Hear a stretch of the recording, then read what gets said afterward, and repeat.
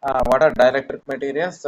They are nothing but they are basically insulating materials, but they don't have free charge carriers, and they undergo polarization under the application of field. What do you mean by polarization? It is the separation of positive and negative charges over a small distance. That is called the polarization. This polarization cannot be seen in insulators. Okay, it will be seen only in dielectric materials, though, and all dielectric materials are insulators, but all insulators cannot be dielectric materials. We have understood that there are two kinds of dielectric materials. The first one was non-polar dielectric materials, and it was explained in the previous class. This non-dipolar dielectric materials.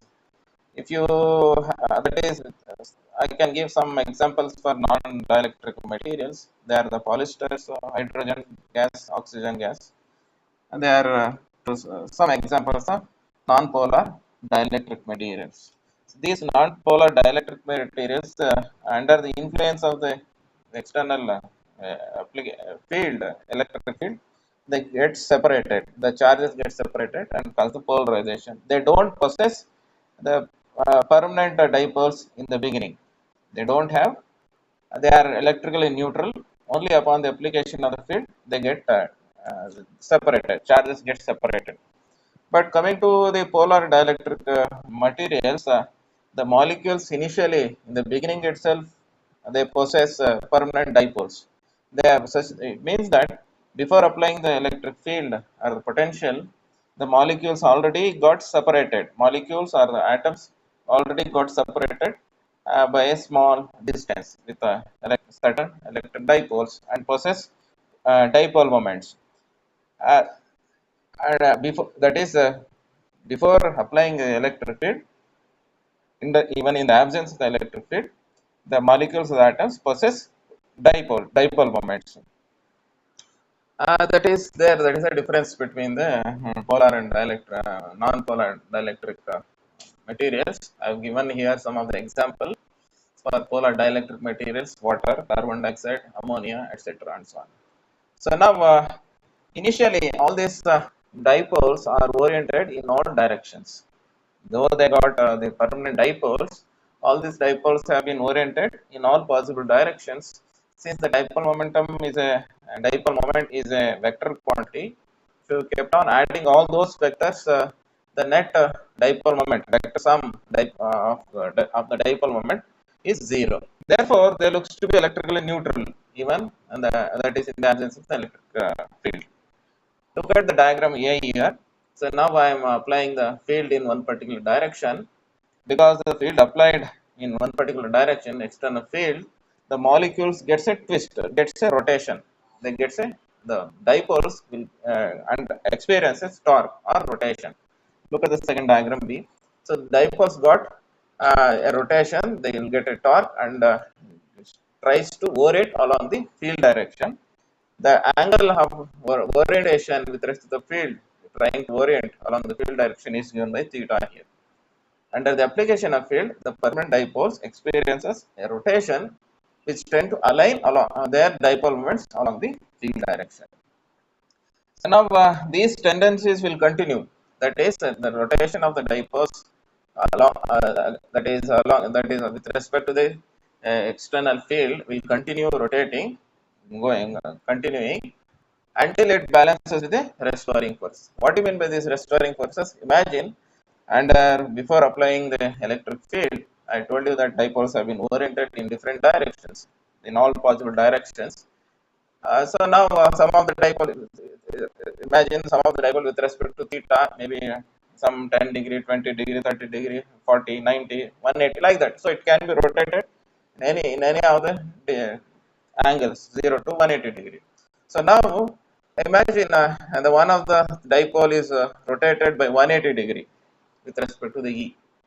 So now this has to, now under the application of field, this particular dipole has to orient completely against, it is against the field now, completely should orient by 180 degree with respect to satisfy along with the direction of the field. So this particular dipole requires large amount of data, I mean large amount of energy to rotate into field direction. If the dipole is, say, theta is somewhere 10 degree or 15 degree, those dipoles can easily rotate.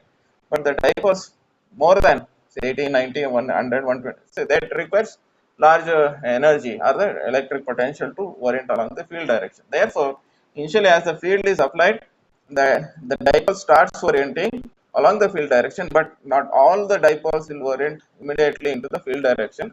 You increase the field now, you strengthen the external potential. As you increase, more and more dipoles will be orient along the field direction. They are overcoming their original dipole direction. They are overcoming the original, that is overcoming the restoring forces. Okay, so they are, therefore, as the sufficiently dipole, I mean, strength of the electric field is increased, the dipoles will rotate ultimately along the field direction. That's how along the field direction, and they will possess now the net dipole moment by a positive dipole moment. That is about with respect to the polar dielectric molecules, dielectric materials. Now, I told you that these dielectric materials possess a special property with respect to, I mean, other that is called the polarization, that is not being observed in under insulators, isn't it? Insulators do not, they don't exhibit polarization. This is a special characteristic of dielectric materials. They do show, exhibit the polarization. So this polarization may be, they got different types. One of the type is the electronic polarization. Here in electronic polarization, imagine you got a neutral atom. Imagine a neutral atom, atomic the atom. The nucleus is positive set of positive, got the set of positive charges surrounded by the electron negative charges. Now, under the application of field, the electron clouds now gets displaced from the nucleus. That is, one side, the entire electron clouds will be shifted and leaving the other side completely the heavy nucleus, the positive charged one. So such a polarization, such a separation of positive and negative charges under the application of field said to be electronic polarization. So when there is no field, the positive and negative charges, that is the centers of positive and negative charges, they do balance each other, the electrically neutral. And now when the field is applied, look at the diagram, when the field is applied, they got separated over a small distance, the positive on one side and negative charges on the other side. This kind of polarization is said to be the electronic polarization. P is always proportional to the number of dipoles. I mean, number of molecules or atoms they undergo polarization, or they get the dipole moment is called the polarization. The polarization P is given by is equal to n and mu. What is this n? It is the number of dipoles.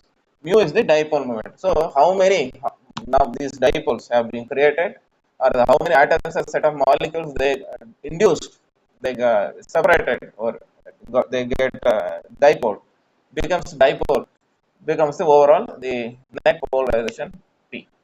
So now this polarization P again can be simplified. It is equal to n alpha and E. What is this alpha? Alpha represents the polarizability, the ability of the medium to get polarized under the external field strength E. So the polarization P can also be given is equal to n alpha E, where alpha is the polarizability and n refers to number of atoms or molecules per unit volume. Therefore, if you specifically point to the electronic polarization, the electron polarization Pe, and now I specify it as is equal to n alpha E times E.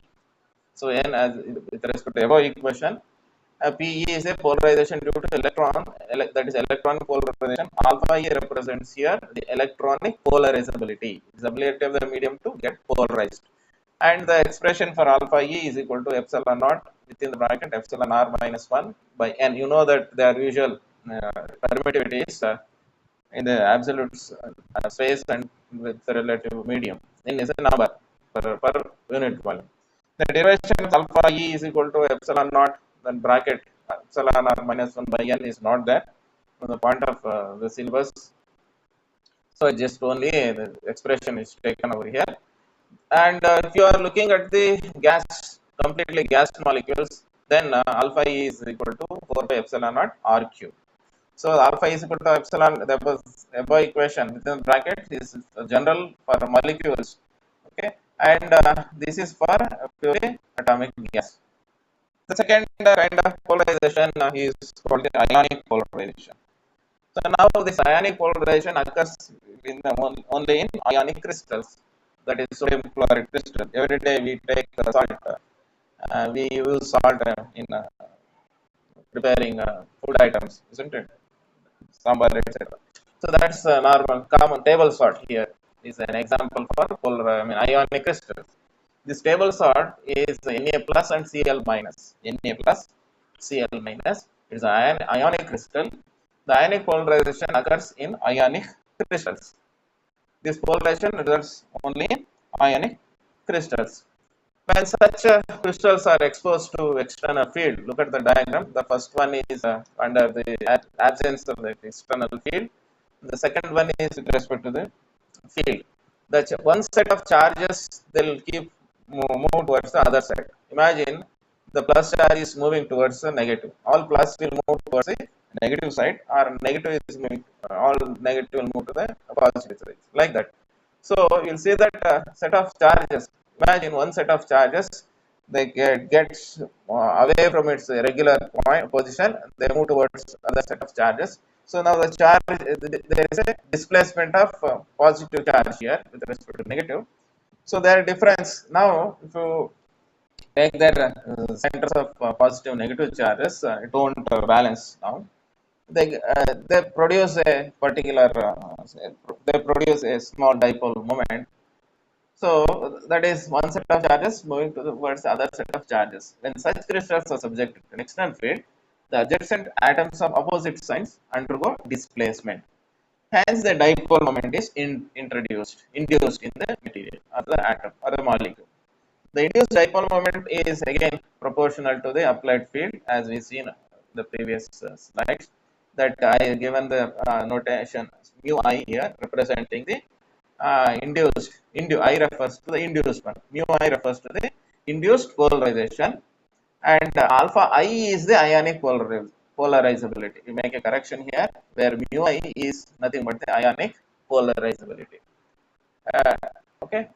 So now this is with respect to the ionic polarization that is observed is called the orientational polarization.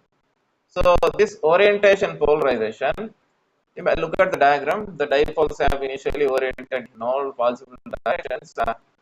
This orientation polarization happens in those dielectric materials. They got a permanent dipoles moment. They got permanent dipole initially.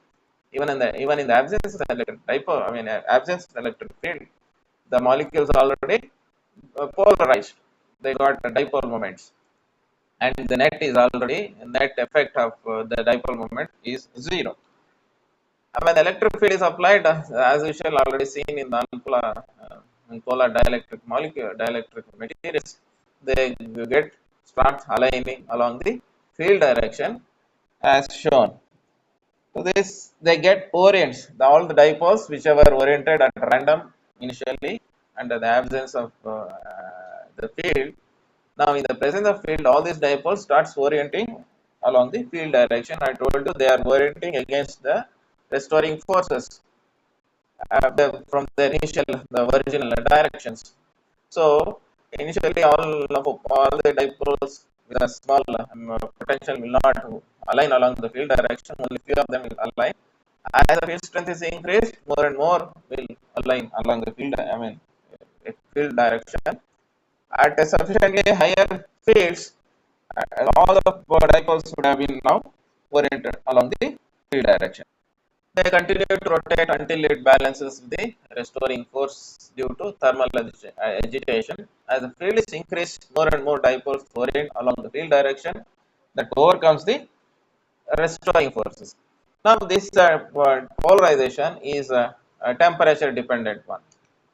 This orientation or polarization, it depends on temperature. Higher the temperature, greater the thermal addition. Therefore, you will see more dipoles being uh, disturbed now. This orientation occurs in gases, liquids, and amorphous viscous substances. This particular orientation is mainly found in gases, liquids, and amorphous solids, but you cannot expect them to be in solids because the molecules already fixed to their lattices tightly, and this restricts the movement of this oriented. This restricts the orientation of the dipoles. In solids, since the molecules are fixed to their definite positions or the lattices, the orientation, the mean rotation, is highly restricted, leading to reduction in their contribution. So the orientation polarization I told is depends on temperature. As the temperature is increased, you will expect the lesser orientational polarization because of the thermal agitation, and the randomness starts increasing. As the temperature is increased, you will see the more randomness will be introduced more times in the polar system. Therefore, it is inversely proportional to temperature. And we have seen so far understood three kinds of polarization, that is due to that electron polarization. Other one is the ionic. Third one is the orientational. So the total polarization, if there is always the sum of all the three, total polarization P is the sum of all the three polarizations, effects of polarization. And see here in this overall discussions, you have observed that only the orientation polarization is dependent on the temperature. All other types of polarization, electronic or ionic, there is an insensitivity. They are independent of temperatures. The next derivation, next explanation, understandings with respect to internal fields in solids and liquids. So, what do you mean by internal field now? That is what the uh, first we will understand what you mean by internal field. So what is the internal field? When you say the internal field, we are saying with respect to some atom or a molecule. So the field at an atom or a molecule is the nothing but the internal field, and this internal field is due to the surrounding dipole sometimes, and it also certainly due to the external potential. So any atomic, look at the diagram, X at the center.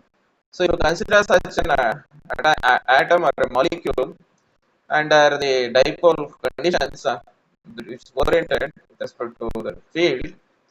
So now this particular dipole is also influenced by the other neighboring dipoles. So any the field you want to see at X is because that is always due to the external field, and the fields dipole moments, that fields due to the surrounding dipoles, that is there always. If you take gas molecule, gas system, you don't have this you cannot calculate the internal field at the gas molecules, because all the molecules are random. They are separated over large distances, and hence whatever the field you find at the given the one whatever the field you see at an atom is nothing but the electric field. That's all. There is an external field outside, electric field outside, exactly equal to the same field that is seen on the this particular gas or atoms or a molecule. But it is not so in case of solids or liquids, because the neighboring dipoles will also contribute to some extent. Therefore, the field at any atomic site is always greater than the applied field. The field at the atomic site you consider is always greater than the field that is applied externally. If E is the external field, and imagine EI is the field seen at the atomic site of the gas or solid or liquid, that is always greater than the applied field, because that is all at this point at atomic site, it is added the extra, the higher, that is also from there are other dipole, they also contribute to the overall effect. Therefore, internal field is always greater than the applied field. In case of solids and liquids, the atoms are surrounded by polarized atoms as seen in the diagram here. Therefore, I told you that effective field intensity or the internal field EI acting at the location of any given atoms will be the sum of the electric fields created by the neighboring atoms and as well the applied field. So EI, the internal field at any atomic site under consideration, is equal to the applied field plus the field due to the dipoles. Therefore, EI is always greater than E. I have seen that the internal field at any atomic site is always greater than E. What is that extra? That is 1.2 mu I by epsilon naught A cube, where mu I is the dipole moments induced one because of the near atoms, molecules. And A, the expression A is the intermolecular distance. Epsilon naught, you know, there, and pi, they are the constants. The internal field at any atomic site in liquids or solids is given by this expression. EI is equal to E plus 1.2 mu I by pi epsilon naught A cube.